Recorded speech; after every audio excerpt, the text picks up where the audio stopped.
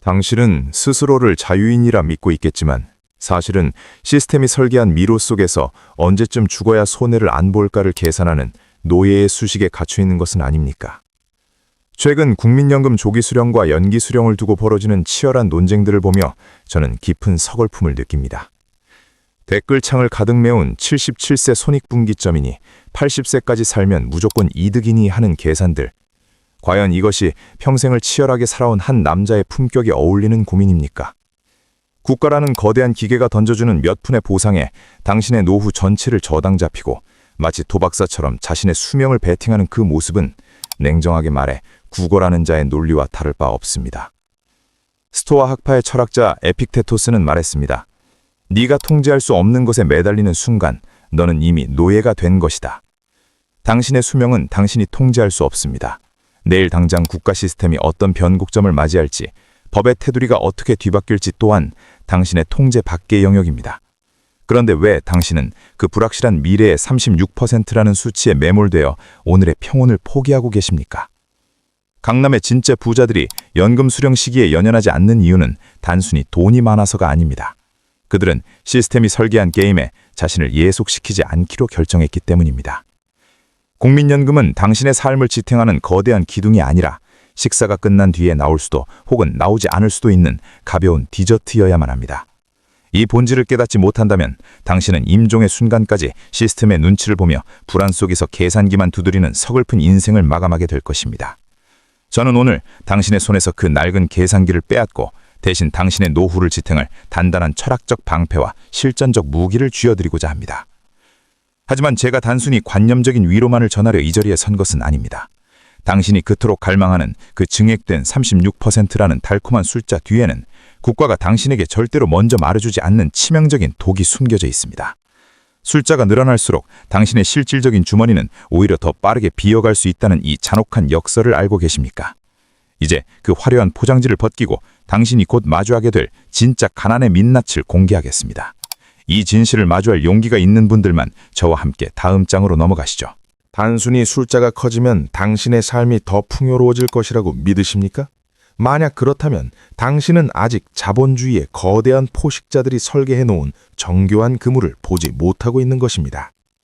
연금을 5년 늦게 받으면 수령액이 36%나 늘어난다는 달콤한 제안. 많은 이들이 이 수치에 현혹되어 자신의 노후를 기꺼이 베팅합니다. 하지만 부자의 눈으로 이 수식을 들여다보면 이것은 증액이 아니라 세금과 비용의 재분배에 불과하다는 것을 알 수 있습니다. 자본의 세계에서 공짜 점심은 없으며 한쪽에서 숫자가 커지면 반드시 다른 한쪽에서 그 이상의 대가가 빠져나가게 설계되어 있기 때문입니다. 먼저 대한민국 노후 생활의 가장 잔혹한 암살자인 건강보험료의 함정을 보십시오. 당신이 연금을 더 받기 위해 수령 시기를 늦췄다고 가정해 봅시다. 월 수령액이 늘어나 연간 연금 소득이 2천만 원을 단 1원이라도 넘기는 순간 당신은 자녀의 밑에 편안히 머물던 피부양자 자격을 영원히 상실하게 됩니다. 그 결과는 무엇입니까?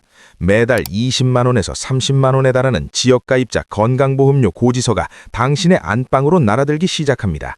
1년이면 수백만 원입니다. 국가가 더 주겠다고 약속한 그 36%의 증액분이 고스란히 건강보험공단의 금고로 흘러들어가는 이 기괴한 연극. 이것이 과연 당신이 꿈꾸던 최적화입니까? 함정은 여기서 끝나지 않습니다.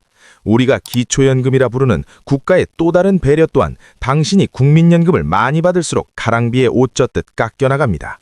국민연금 연계 감액제도라는 이름 아래 당신이 성실하게 납부하고 인내하며 기다린 대가는 오히려 기초연금 수급액의 50%를 삭감하는 칼날이 되어 돌아옵니다. 결국 연기를 통해 얻은 이득의 상당 부분은 건강보험료로 뜯기고 나머지는 기초연금 삭감으로 상쇄됩니다. 손에 쥐는 것은 몇 푼의 잔돈뿐인데 당신은 그 잔돈을 위해 5년이라는 고귀한 시간의 자유를 국가에 헌납한 셈입니다.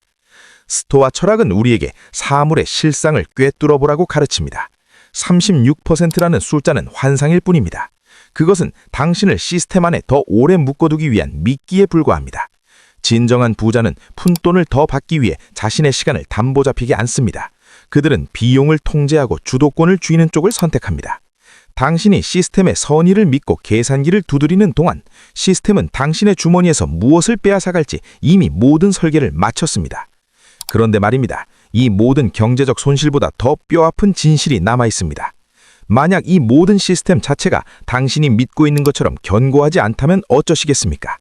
법과 제도가 당신의 노후를 지켜줄 것이라는 그 믿음이 사실은 얼마나 모래성처럼 허망한 것인지 목격하게 된다면 당신의 세계는 어떻게 변하겠습니까? 이제 우리는 단순한 연금 계산기 넘어 법과 제도가 어떻게 개인의 노후를 배신하고 있는지 그 충격적인 실상을 마주해야 할 시간입니다. 당신이 평생을 바쳐 지지해온 그 권리가 어떻게 당신의 일자리를 앗아가는 단두대로 변했는지 2026년 대한민국을 뒤흔들고 있는 그 잔혹한 기록을 공개하겠습니다. 이 이야기는 당신이 왜 지금 당장 시스템에 대한 기대를 버려야 하는지를 증명할 마지막 경고가 될 것입니다. 법이 당신의 권리를 지켜주고 당신의 노후를 따뜻하게 감싸줄 보호막이 될 것이라고 믿으십니까? 만약 그렇다면 당신은 자본주의라는 거대한 생태계가 작동하는 냉혹한 원리를 완전히 오해하고 있는 것입니다. 2026년 1월 대한민국 노동계에서 벌어지고 있는 기괴한 풍경을 보십시오. 10년이 넘는 시간 동안 노동자들이 목숨을 걸고 투쟁하며 쟁취해냈던 노란봉투법. 2025년 법안이 통과되었을 때 그들은 승리의 축배를 들었습니다. 하지만 불과 6개월이 지난 지금 법을 만들어달라던 이들이 이제는 그 법을 철회해달라고 거리로 쏟아져 나오고 있습니다. 도대체 무엇이 잘못된 것일까요? 그 대답은 차갑습니다. 기업은, 그리고 자본은 결코 눈물을 흘리지 않기 때문입니다.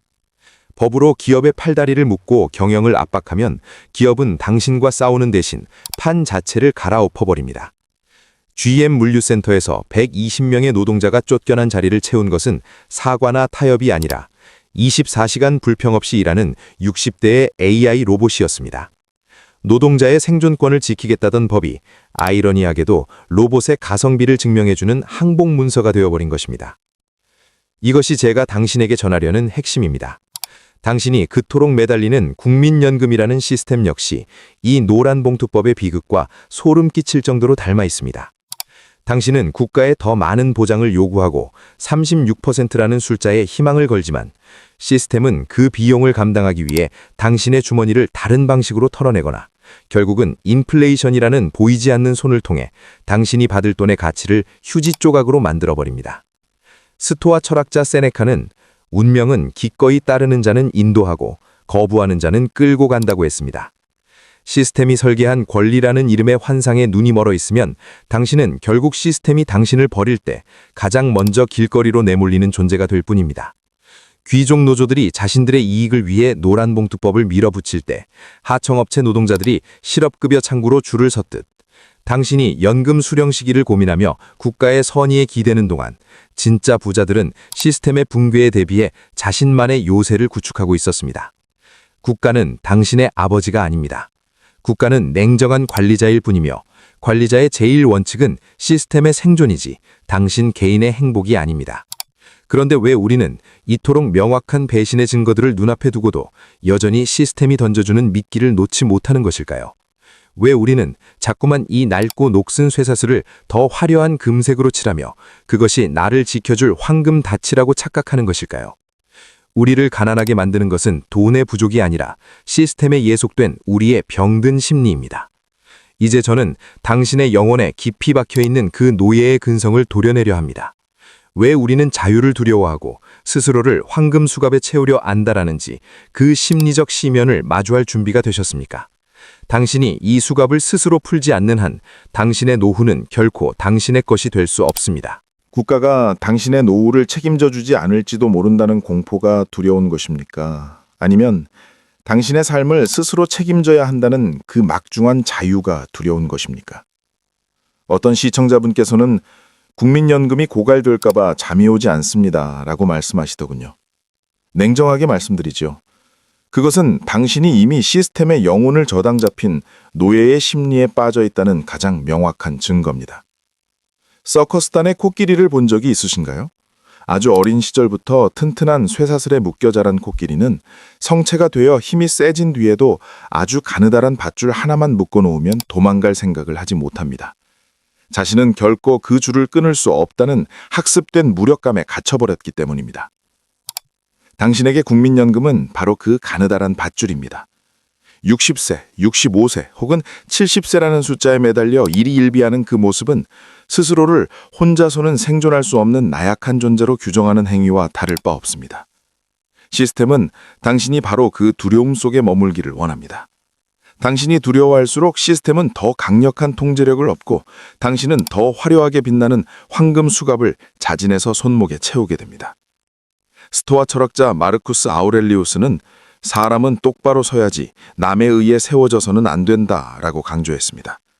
타인이 주는 보상의 의지에 서 있는 사람은 그 타인이 손을 놓는 순간 무너집니다. 연기연금의 36% 증액이라는 환상은 당신을 더 단단히 세워주는 것이 아니라 당신의 자립의지를 꺾고 시스템의 노예로 더 오래 머물게 하려는 정교한 장치일 뿐입니다. 당신이 그 숫자에 집착할수록 당신은 스스로 부를 창출할 기회와 시간, 그리고 자유로운 영혼의 에너지를 잃어버리고 마는 것입니다. 부자는 시스템이 주는 돈으로 부자가 되지 않습니다. 그들은 시스템이 흔들려도 결코 무너지지 않는 자기 통제권을 가졌기에 부자인 것입니다. 당신이 국가의 입술만 바라보며 기우제를 지내듯 연금 소식을 기다리는 동안 당신의 가장 귀한 자산인 시간은 모래알처럼 빠져나가고 있습니다. 이제 그 낡은 밧줄을 끊어내야 합니다. 누군가가 나를 세워주길 기다리는 것이 아니라 내 발로 땅을 딛고 서는 법을 배워야 할 때입니다. 그렇다면 이 시스템의 미로를 설계하고 그 열쇠를 쥐고 있는 자들, 즉 대한민국 상위 1%의 사람들은 이 게임을 어떤 시각으로 보고 있을까요? 그들이 과연 우리처럼 연금 수급액을 계산하며 밤을 지새울 것이라고 생각하십니까? 이제 강남의 담장 너머에서 은밀하게 전수되는 시스템을 역이용하고 그 너머에 진짜 자본을 거머쥐는 부자들의 비밀스러운 관점을 공개하겠습니다. 이 관점을 이해하는 순간 당신을 묶고 있던 황금 수갑은 흔적도 없이 사라질 것입니다. 왜 강남의 빌딩 숲에 사는 이들은 당신처럼 저녁 뉴스 앞에서 수령 시기를 두고 가슴을 졸이지 않을까요? 그들은 당신보다 정보가 빨라서일까요? 아니면 단순히 돈이 넘쳐나기 때문일까요? 아니요. 그 대답은 훨씬 더 냉혹하고도 본질적입니다. 대한민국 상위 1%의 자산가들은 자신의 재무제표 위에서 국민연금이라는 항목을 아예 영원으로 기입합니다. 국가가 약속한 그 화려한 보장 자산에 자신의 미래를 한 뼘도 기대지 않겠다는 스토아적 결단입니다. 그들에게 연금은 있으면 좋고 없어도 내 삶의 궤적에는 아무런 타격을 주지 못하는 부수적인 덤일 뿐입니다. 당신이 36%의 증액분을 계산하며 5년이라는 시간을 담보 잡힐 때 그들은 그 5년의 시간을 통제 가능한 자산을 구축하는 데 쏟아붓습니다. 이것이 바로 부자의 심리와 가난한 자의 심리가 갈라지는 결정적인 지점입니다. 가난한 자는 시스템의 약속을 믿고 기다리지만 부자는 시스템의 변덕을 대비해 자신만의 성벽을 쌓습니다. 부자들이 주목하는 것은 배당 성장주나 상업용 부동산 같은 국가의 승인 없이도 매달 내 지갑에 꽂히는 무너지지 않는 현금 흐름입니다. 연금이 깎일까봐 혹은 건보료 폭탄을 맞을까봐 전전긍긍하는 대신 그들은 세법의 허점을 파고드는 절세 전략과 상속 설계를 고민합니다. 그들에게 1%의 수익률보다 중요한 것은 내 자산의 주도권이 누구에게 있느냐는 질문입니다. 시스템이 나를 먹여 살리는 것이 아니라 내가 시스템 위에서 군림하는 것. 이 관점의 전환이야말로 당신이 강남이라는 정글에서 살아남기 위해 가장 먼저 배워야 할 생존의 법칙입니다. 스토아 철학의 거두 마르쿠스 아우렐리우스는 말했습니다. 가장 훌륭한 복수는 당신을 해친 자와 같아지지 않는 것이다. 시스템이 당신의 노후를 흔들고 있다면 가장 완벽한 복수는 시스템 없이도 완벽하게 행복하고 풍요로운 삶을 증명해 보이는 것입니다. 36%라는 숫자의 영원을 판한 행위를 멈추고 당신의 장부에서 연금을 영원으로 지워보십시오. 그 순간 비로소 당신은 국가라는 거대한 주인에게서 벗어나 당신 인생의 유일한 입법자이자 집행자로 거듭나게 될 것입니다. 하지만 제가 이렇게 철학적인 이야기만 늘어놓는다고 해서 당장 눈앞의 현실을 외면하라는 뜻은 아닙니다. 우리에겐 여전히 2026년이라는 실전의 시간이 다가오고 있습니다. 시스템의 노예로 남지 않기로 결심했다면 이제는 현실의 덫을 피해 가장 영리하게 실익을 챙기는 기술이 필요합니다. 당신이 만약 오늘 당장 결정을 내려야 한다면 어떤 기준을 세워야 할까요? 단순한 수명이 아닙니다.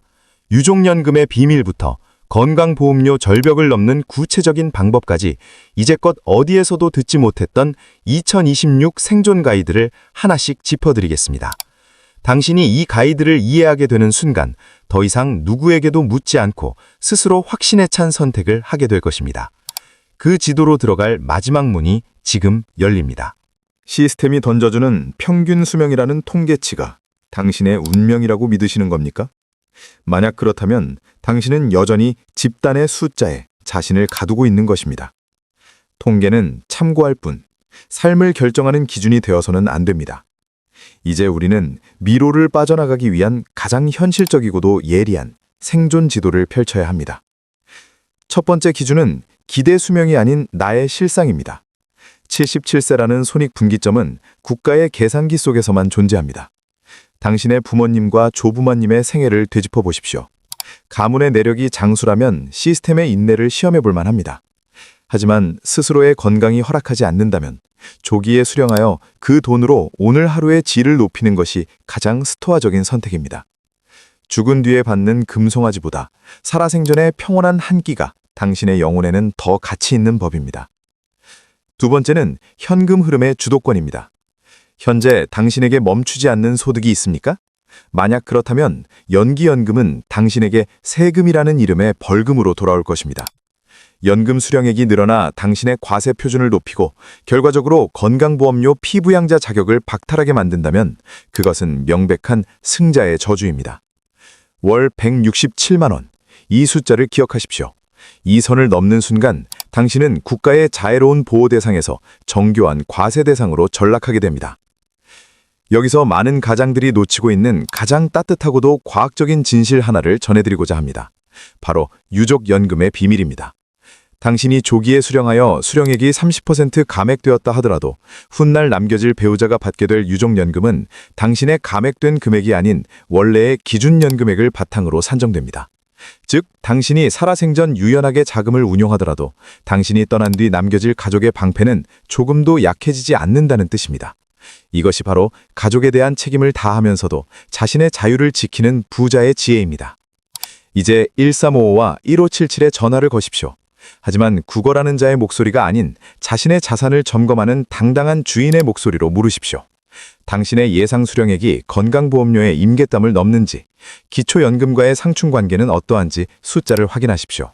숫자를 확인하는 순간 공포는 사라지고 전락이 그 자리를 대신할 것입니다. 우리는 이제 30분이라는 긴 여정의 끝자락에 와 있습니다. 하지만 진정한 시작은 영상이 끝나는 바로 그 순간부터입니다. 모든 정보와 철학을 흡수한 당신이 마지막으로 통과해야 할 관문이 하나 남아 있습니다. 그것은 지식을 넘어선 결단의 영역입니다. 당신을 묶고 있던 마지막 쇠사슬을 끊어내고 시스템의 노예에서 인생의 주인으로 거듭나기 위한 최후의 의식이 기다리고 있습니다. 이 선언을 마치는 순간 당신은 어제와는 전혀 다른 공기를 마시게 될 것입니다. 당신의 노후를 영원히 바꿀 그 마지막 문장을 함께 완성하시겠습니까? 마지막으로 묻겠습니다. 당신은 이 영상이 끝나고 다시 예전처럼 계산기를 두드리며 시스템의 눈치를 보는 삶으로 돌아가시겠습니까?